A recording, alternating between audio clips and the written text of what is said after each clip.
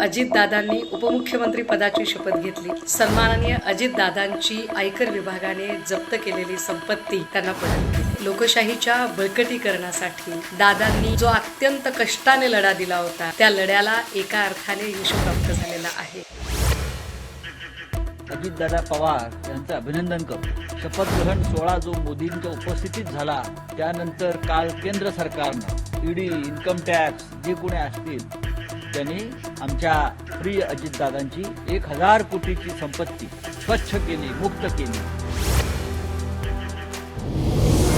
उपमुख्यमंत्री पदाची शपथ घेतल्याच्या 24 तासातच अजित पवारांची 1000 कोटींची संपत्ती आयकर विभागाने रिलीज केली आणि त्यानंतर राजकीय वर्तुळात एकच भूकंप आला। पण अजित पवारांची उपमुख्यमंत्री पदाची शपथ आणि आयकर विभागाची कारवाई यात काही कनेक्शन आहे का? आयकर विभागाने अजित पवारांची 1000 कोटींची संपत्ती का जप्त केली होती? ते प्रकरण नेमकं होतं तरी काय?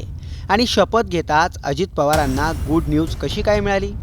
याचाच सविस्तर आढावा या व्हिडिओतून घेणार आहोत।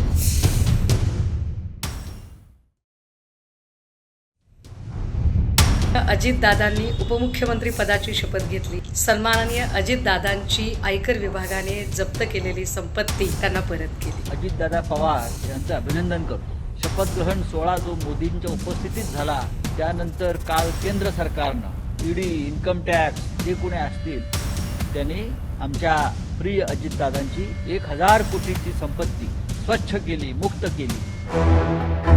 शपथविधीच्या एका दिवसाआधीच महायुतीच्या तिघे प्रमुख नेत्यांची पत्रकार परिषद पार पडली। याच पत्रकार परिषदेत अजित पवारांच्या या एका वाक्याने सगळ्यांना खळखळून हसवलं।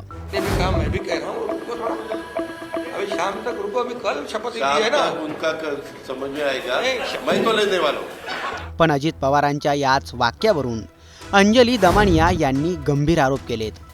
आत्ता मला कळले की 4 तारखेला फडणवीस, शिंदे आणि अजित पवारांनी जी प्रेस कॉन्फरन्स घेतली, त्या प्रेसमध्ये मी तर शपथ घेणार असं अजित पवारांनी का म्हटलं? असं म्हणत त्यांनी अजित पवारांच्या शपथेचा आणि आयकर विभागाने अजित पवारांवर केलेल्या कारवाईचा संबंध जोडला। कारण आयकर विभागाने अजित पवारांची 1000 कोटींची जप्त केलेली संपत्ती शपथविधीच्या बरोबर 1 दिवसानंतर म्हणजे 6 डिसेंबरला मुक्त केली। यावरून सुषमा अंधारे आणि संजय राऊत यांनीही अजित पवार आणि भाजपवर टीका केली। अजितदादांनी उपमुख्यमंत्री पदाची शपथ घेतली आणि आज लगेचच सन्माननीय अजितदादांची आयकर विभागाने जप्त केलेली संपत्ती सही सलामत त्यांना परत केली। खरं म्हणजे लोकशाहीच्या बळकटीकरणासाठी दादांनी जो अत्यंत कष्टाने लढा दिला होता, त्या लढ्याला एका अर्थाने यश प्राप्त झालेला आहे। अजितदादा पवार यांचं अभिनंदन करतो।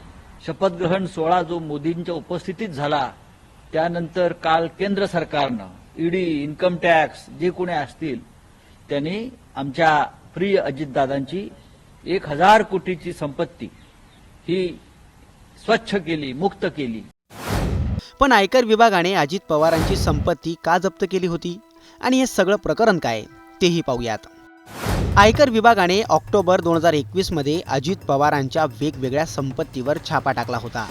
त्यात अजित पवार आणि त्यांच्या कुटुंबियांशी संबंधित असलेली 1000 कोटी रुपयांची संपत्ती जप्त केली होती। यात मुंबईतील प्रतिष्ठित नरिमन पॉइंट येथील निर्मल टॉवरसह 5 मालमत्तांचा समावेश होता। त्याचबरोबर एक साखर कारखाना आणि एक रिसॉर्टही जप्त करण्यात आल्याचं सांगण्यात येत होतं।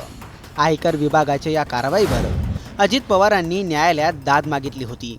आम्ही नियमित टॅक्स भरतो, कुठल्याही प्रकारची फसवेगिरी करत नाही असं म्हणत अजित पवारांनी न्यायालयात धाव घेतली होती।